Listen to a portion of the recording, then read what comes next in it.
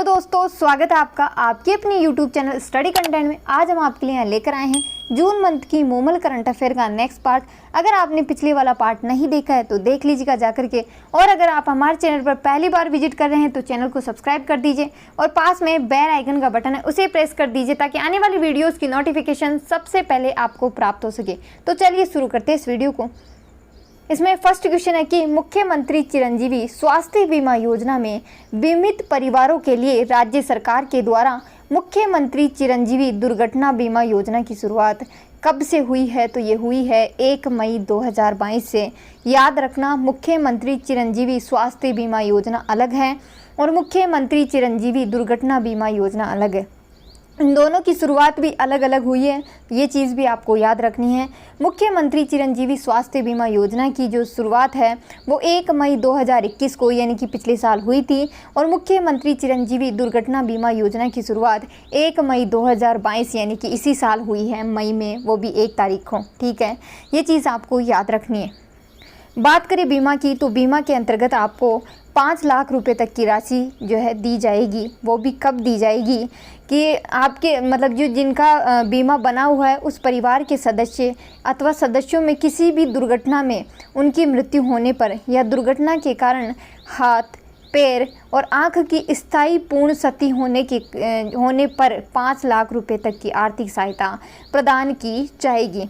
ठीक है, आपको ये जो योजनाएं हैं वो करंट अफेयर के लिए ही नहीं, अपने एग्ज़ाम के लिए ही नहीं, बल्कि अपने निजी जीवन के लिए भी जो है आपको पढ़नी ज़रूरी होती है, क्योंकि सरकार के द्वारा कौन कौन सी योजनाएं चलाई जा रही हैं इनके लिए जागरूक होना एक आम आदमी के लिए भी ज़रूरी होता है। ठीक है, ताकि आप लोग सरकार की इन योजनाओं का लाभ ले सको।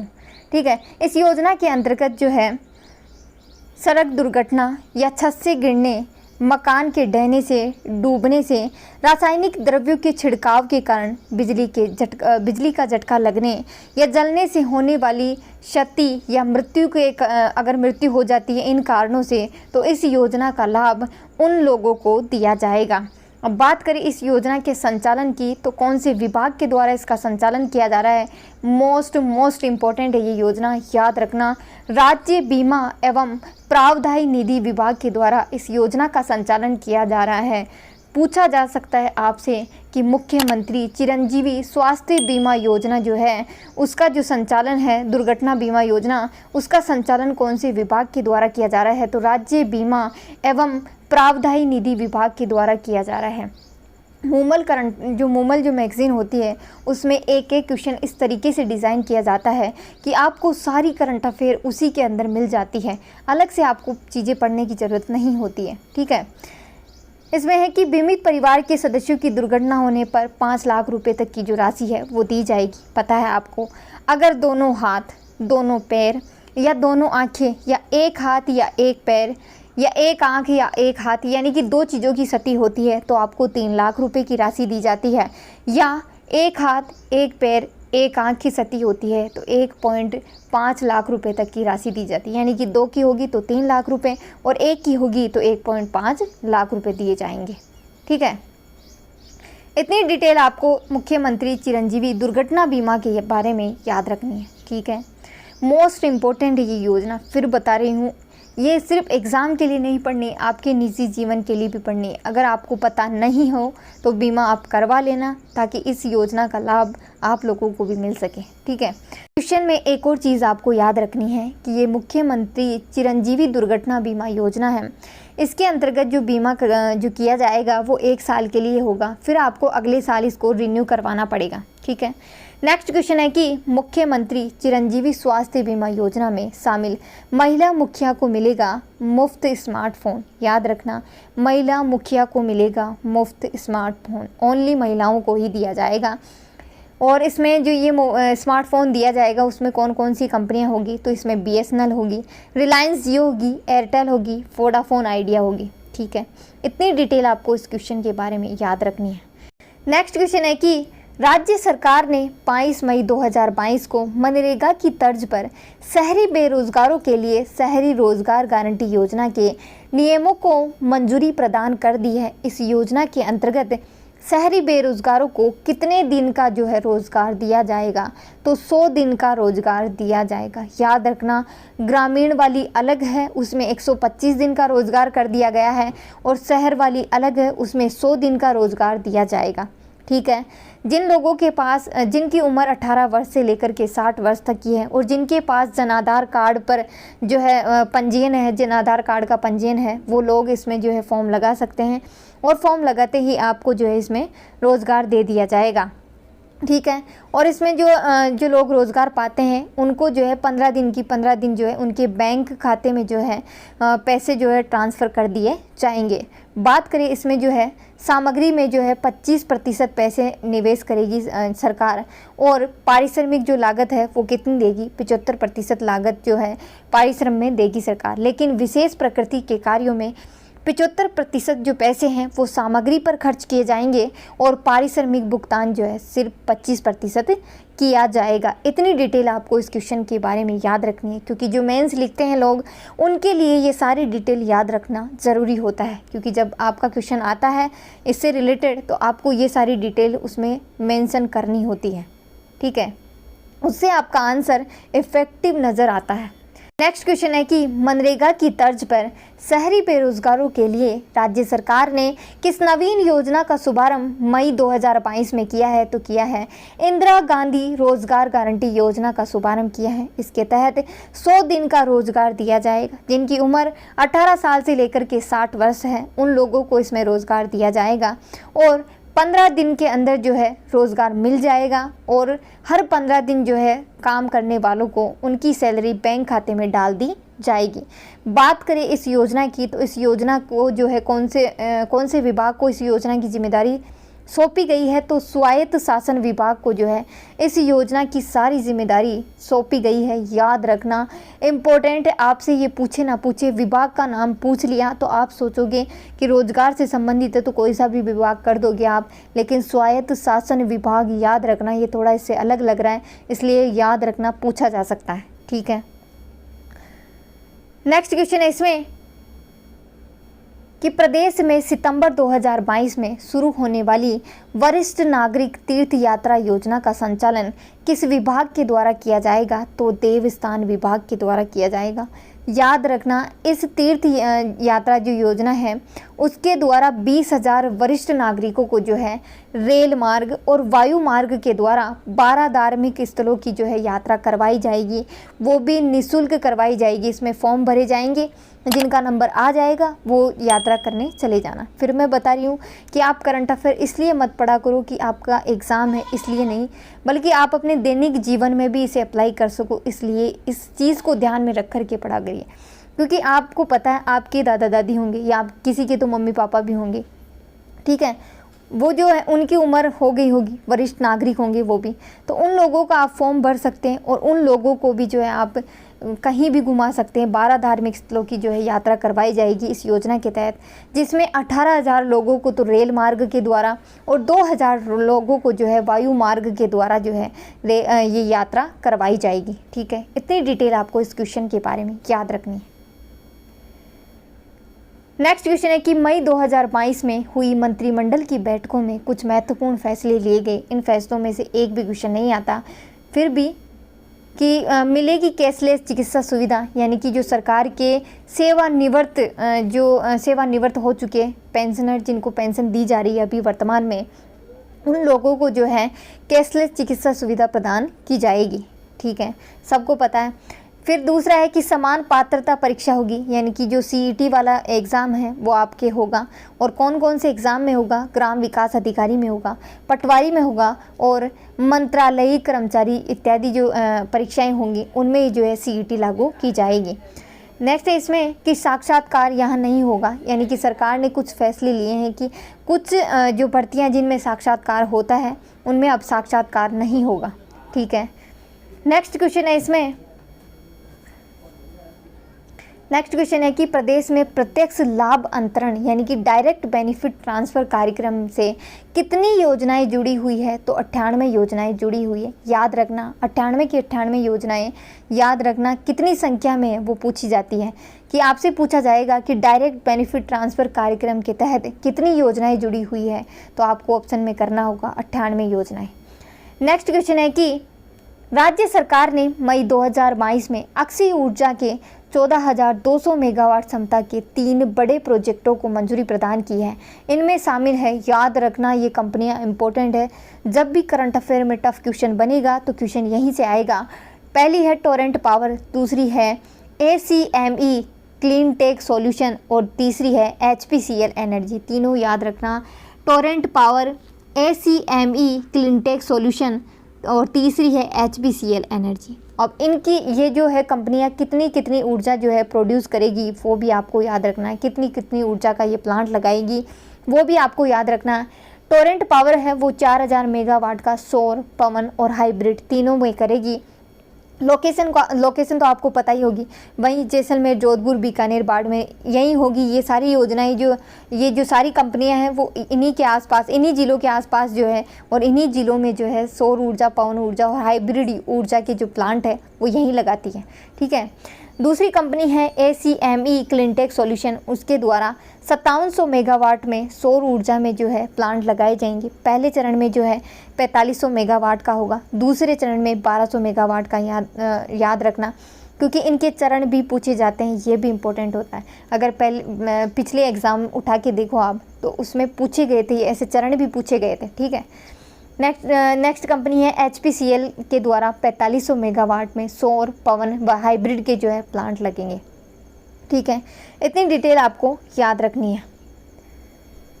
नेक्स्ट इसमें है कि जयपुर में बनेंगे सौर पैनल। सौर पैनल का निर्माण है यूनिट जयपुर में सेज एरिया में जो है किया जाएगा। याद रखना सौर पैनल्स जो है कहाँ लगेंगे? सेज एरियाज़ में लगेंगे। नेक्स्ट क्वेश्चन है कि निरोगी राजस्थान मेडिफेस्ट 2022 कब हुआ था और कहाँ हुआ था? ये 2 क्वेश्चन इस क्वेश्चन से बनते हैं और दोनों आपको याद रखने हैं। निरोगी राजस्थान मेडिफेस्ट 2022 5 अप्रैल को हुआ था और ये कहाँ हुआ था? तो Sawai Mansingh medical college ground Jaipur में हुआ था। ठीक है, इतनी डिटेल आपको इस क्वेश्चन के बारे में याद रखनी है। नेक्स्ट क्वेश्चन है कि 5 अप्रैल 2022 को प्रदेश के किस शहर में IPD टावर व हृदय रोग संस्थान का शिलान्यास मुख्यमंत्री अशोक गहलोत के द्वारा किया गया है? तो कहाँ किया गया है? SMS जयपुर में किया गया है। याद रखना कहाँ किया गया है? SMS जयपुर में किया गया है। इस IPD टावर में 1200 बेडों की व्यवस्था होगी। ये 12 मंजिल का होगा और इसकी ऊंचाई आपको याद रखनी है 116 मीटर की होगी। और इसके आर्किटेक्ट कौन है? तो अनूप बर्तिया है। ये सारी चीज़ें आपको याद रखनी है क्योंकि इम्पोर्टेंट है ये सारी की सारी चीज़ें। ठीक है, बात करें वर्तमान में चिकित्सा मंत्री की तो भारत के हेल्थ मिनिस्टर कौन है? मनसुख मांडविया है। कौन है? मनसुख मांडविया है। और राजस्थान के चिकित्सा मंत्री कौन है? प्रसादी लाल मीणा है। ये चीज़ें भी आप याद रखा करो क्योंकि ये चीज़ें आप साथ के साथ याद रखोगे तो फिर आपको बाद में याद रखनी नहीं पड़ेगी कि भारत में कौन क्या है, राजस्थान में कौन क्या है। ठीक है। नेक्स्ट क्वेश्चन है कि जैविक खेती को बढ़ावा देने के लिए किस स्थान पर श्री राम शांतया जैविक कृषि अनुसंधान एवं प्रशिक्षण केंद्र का लोकार्पण कृषि मंत्री श्री नरेंद्र सिंह तोमर और लोकसभा अध्यक्ष ओम बिरला ने 2 अप्रैल 2022 को किया है? तो कहाँ किया है? जाखोड़ा गांव कोटा में किया है। याद रखना इम्पोर्टेंट, मोस्ट इम्पोर्टेंट है ये क्वेश्चन, याद रखना। बात करें वर्तमान में कृषि मंत्री की तो राजस्थान के वर्तमान कृषि मंत्री कौन है? लालचंद कटारिया है। कौन है? लालचंद कटारिया है। और भारत की बात करें तो नरेंद्र सिंह तोमर जो हैं भारत के कृषि मंत्री हैं। ठीक है। नेक्स्ट क्वेश्चन है कि 13 अप्रैल 2022 को राज्य सरकार ने मुख्यमंत्री चिरंजीवी स्वास्थ्य बीमा योजना के तहत चिकित्सा बीमा राशि 5 लाख से बढ़ाकर के कितनी कर दी गई है? तो 10 लाख रुपए कर दी गई है। और इस योजना की शुरुआत 1 मई 2021 से की गई थी और साथ ही इस योजना में जो है कुछ और बीमारियां जो है जोड़ दी गई है। उसमें ऑर्गन ट्रांसप्लांट आ जाएगा, बोन मेरो ट्रांसप्लांट आ जाएगा, कॉकलियर इम्प्लांट जैसी बीमारियों के जो महंगे इलाज है वो भी इसमें जो है ऐड कर दिए गए हैं। ऑर्गन ट्रांसप्लांट तो आपको पता ही होगा, बोन मेरो ट्रांसप्लांट भी होगा। अब ये कॉकलियर होता क्या है? कॉकलियर एक कान की मशीन होती है, वो होती है, और इनमें भी जो है अलग अलग जो है पैकेज जोड़े गए हैं। कॉकलियर इम्प्लांट में तो 5 पैकेज, बोन मेरो ट्रांसप्लांट में 9 पैकेज, और लीवर ट्रांसप्लांट में 8 पैकेज, और हार्ट ट्रांसप्लांट जो होगा उसमें 7 नए पैकेज जोड़े गए हैं। इतनी डिटेल आपको इस क्वेश्चन के बारे में याद रखनी है। क्वेश्चन है कि 6 अप्रैल 2022 को राज्य कैबिनेट की बैठक में प्रदेश के अस्पतालों में निःशुल्क आईपीडी और ओपीडी उपचार योजना का नया नाम दिया गया है। तो दिया गया है मुख्यमंत्री निःशुल्क निरोगी राजस्थान योजना के नाम से अब आईपीडी और ओपीडी उपचार योजना का नाम जाना जाएगा। याद रखना, आपसे पूछा जा सकता है कि निःशुल्क आईपीडी और ओपीडी उपचार योजना का नया नाम क्या है? तो मुख्यमंत्री निःशुल्क निरोगी राजस्थान योजना आपको याद रखना है। बात करें आईपीडी और ओपीडी की, तो ये होता क्या है और इसके अंतर्गत क्या होता है? ठीक है, तो ओपीडी का मतलब होता है आउट पेशेंट डिपार्टमेंट हो जाएगा। ठीक है, ये आउट पेशेंट डिपार्टमेंट है, उसमें क्या होता है, जब कोई व्यक्ति पहली बार जब अपने स्वास्थ्य से संबंधित पहली बार हॉस्पिटल में जाता है तो उसे ओपीडी डिपार्टमेंट में भेजा जाता है, यानी कि बाह्य रोगी विभाग में भेजा जाता है। ठीक है, और आईपीडी का मतलब होता है इन पेशेंट डिपार्टमेंट, यानी कि जब किसी रोगी को गंभीर बीमारी होती है तो उसे आईपीडी डिपार्टमेंट में भेजा जाता है। ठीक है, नेक्स्ट क्वेश्चन है इसमें कि इंदिरा गांधी मातृत्व पोषण योजना, जिसे अब पूरे राज्य में लागू कर दिया गया है, इसके तहत दूसरी संतान पर कितनी वित्तीय सहायता प्रदान की जाएगी? तो 6,000 रुपये की राशि प्रदान की जाएगी, और 1 अप्रैल 2022 से ये पूरे राज्य में लागू होगी, और इसके तहत जो है 6,000 रुपये की राशि जो है दी जाएगी। याद रखना, दूसरी संतान पर 6,000 रुपये की राशि दी जाएगी। नेक्स्ट क्वेश्चन है कि राज्य सरकार ने सरकारी स्कूलों के कक्षा 1 से लेकर के 8 तक के छात्रों को हाल ही में सप्ताह में कितने दिन दूध पिलाने की योजना बनाई है? तो 2 दिन दूध पिलाया जाएगा, और सरकार के द्वारा कहा गया है कि ये पाउडर वाला दूध दिया जाएगा और सप्ताह में 2 दिन दूध पिलाया जाएगा। नेक्स्ट क्वेश्चन है कि राजस्थान फिल्म पर्यटन प्रोत्साहन नीति 2022, 6 अप्रैल 2022 को राज्य कैबिनेट की बैठक में राजस्थान फिल्म पर्यटन प्रोत्साहन नीति 2022 को मंजूरी दी गई है। इस नीति के तहत राजस्थान को फिल्म डेस्टिनेशन के रूप में विकसित किया जाएगा, ताकि देश विदेश से जो फिल्म निर्माता राजस्थान में आएंगे उन्हें जो है कुछ सहायता प्रदान करवा दी जाएगी सरकार के द्वारा, ताकि वो यहाँ आए और यहाँ के जो स्मारक हैं वहाँ फिल्म शूटिंग करें और उनको फिल्मों में दिखाया जाएगा, तो लोग उन्हें देख करके राजस्थान में जो है घूमने आएंगे। उससे राजस्थान का जो है रेवेन्यू बढ़ेगा। साथ ही राजस्थान सरकार ने क्या किया कि जो राजस्थानी भाषा में फिल्म का निर्माण करेंगे उनको प्रोत्साहित करने के लिए आर्थिक सहायता, अवार्ड और नगद जो पुरस्कार है उसका प्रावधान किया गया है सरकार के द्वारा। ठीक है, नेक्स्ट क्वेश्चन है कि किसानों को शेड नेट, लो टनल और मल्चिंग के लिए मिलेगा 158 करोड़ का अनुदान। सरकार के द्वारा क्या किया गया है कि कृषि को बढ़ावा देने के लिए और किसानों को जो है अच्छी पैदावार देने के लिए सरकार ने शेड नेट और ग्रीन हाउस के लिए 85% जो है सब्सिडी देने की बात कही है। शेड नेट आप देख सकते हैं इस फोटो में, और ग्रीन हाउस आप देख सकते हैं इस फोटो में। क्या होता है आपको ये भी पता होना चाहिए कि होती क्या ये चीज़ें, रटने से याद नहीं होगी चीज़ें। ठीक है, बात करें मल्चिंग और लो टनल की के लिए जो सरकार ने 75% सब्सिडी का जो है अनुदान देगी सरकार, और ये सिर्फ लघु और सीमांत किसानों को ही दिया जाएगा, ये भी आपको याद रखना है। मल्चिंग भी आप देख सकते हैं इस फोटो में, और लो टनल भी आपको दिखाया जा रहा है। बात करें पहले ये 1000 वर्ग मीटर के लिए दी जाती थी ये राशि, ये सब्सिडी, लेकिन अब इस एरिया को बढ़ा करके 4000 वर्ग मीटर कर दिया गया है। साथ ही इसमें इस योजना में ये कहा गया है कि अनुसूचित जो जनजाति क्षेत्र के जो किसान हैं उनको 25% अतिरिक्त अनुदान दिया जाएगा और किसानों से। ठीक है, ये चीज़ भी आपको याद रखनी है। नेक्स्ट क्वेश्चन है कि नेशनल अचीवमेंट सर्वे 2021 NAS की हाल ही में रिपोर्ट जारी की गई है। उसके अनुसार कक्षा 3 और 5 के बच्चों के लर्निंग लेवल के मामले में प्रदेश का ओवरऑल स्कोर रहा तो कक्षा 3 में 66.1% रहा और कक्षा 5 में 57.6% रहा। ठीक है, और ये जो रिपोर्ट है वो कक्षा तीसरी, 5वीं 8वीं और 10वीं के जो बच्चों की लर्निंग रिपोर्ट है वो जारी की गई है। ठीक है, इसमें आपको याद रखना होगा। नेक्स्ट इसमें है कि कक्षा 3 और कक्षा 5 के जो बच्चे हैं उनके लर्निंग के स्तर के मामले में राजस्थान टॉप 3 में रहा। 8वीं और कक्षा 10वीं के बच्चों के लर्निंग स्तर में राजस्थान 5वें स्थान पर रहा। ठीक है, आपको ये भी याद रखना होगा क्योंकि ये भी इम्पोर्टेंट है। बात करें राजस्थान की गणित विषय में, तो गणित विषय में जो है लर्निंग में कक्षा 3री और 5वीं कक्षा के बच्चे दूसरे स्थान पर रहे। राजस्थान दूसरे स्थान पर रहा।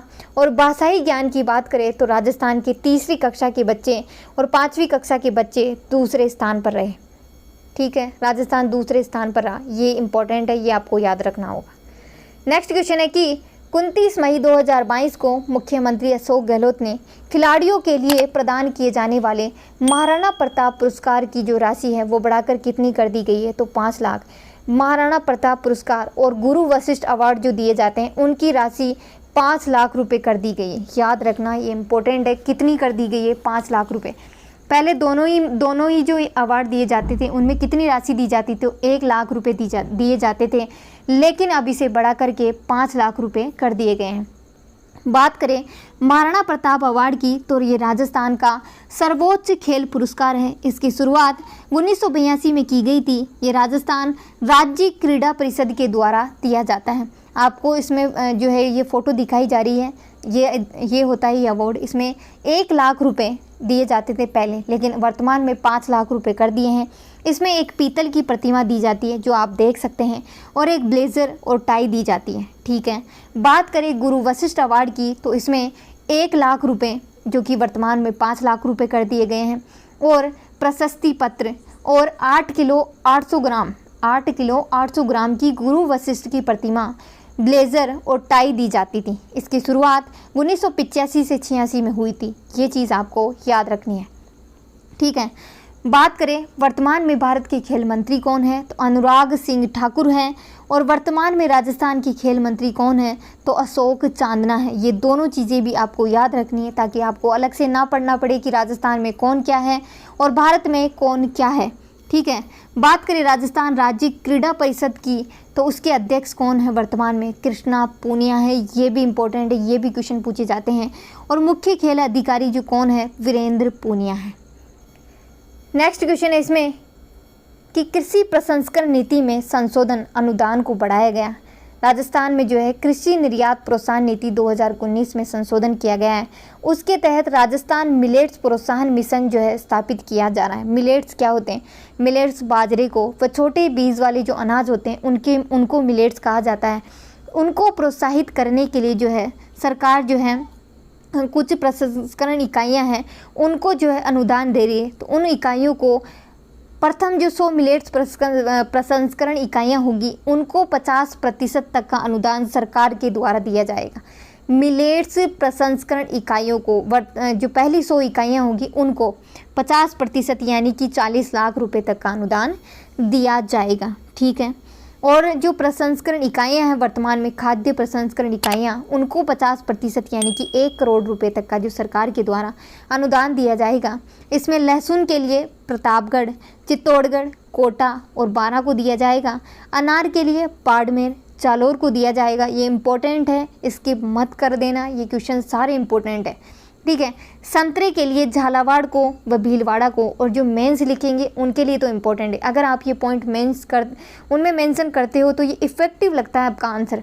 टमाटर व आंवले के लिए जयपुर को, सरसों के लिए अलवर, भरतपुर और धौलपुर और करौली को जो है दिया जाएगा। ठीक है, इतनी डिटेल आपको इस क्वेश्चन के बारे में याद रखनी होगी। नेक्स्ट क्वेश्चन है कि सरकारी जन सुविधा प्रोजेक्ट भू उपयोग परिवर्तन जरूरी नहीं है। सरकार जो है जन सुविधा प्रोजेक्ट चला रही है सरकार के द्वारा, जो सरकार की ज़मीन है उन पर जो प्रोजेक्ट विकसित किए जा रहे हैं उनमें भू उपयोग परिवर्तन जरूरी नहीं। अब ये भू उपयोग परिवर्तन होता क्या है, वैसे तो सारी जो भूमि है वो कृषि के अंतर्गत आती है, चाहे आप उस पर कृषि करो या ना करो, वो सारी भूमि कृषि के अंतर्गत आती है। अगर आप उस कृषि भूमि में या तो कोई कॉलोनी बनाते हो या मॉल बनाते हो तो आपको जो है भू उपयोग परिवर्तन करना होता है।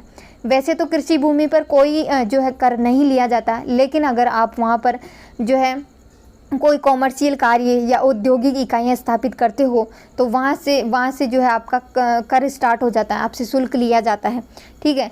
लेकिन सरकार ने क्या कहा है कि सरकारी जन सुविधा जो प्रोजेक्ट बनेंगे उनमें भू उपयोग परिवर्तन जरूरी नहीं है, यानी कि भूमि उपयोग का परिवर्तन नहीं किया जाएगा।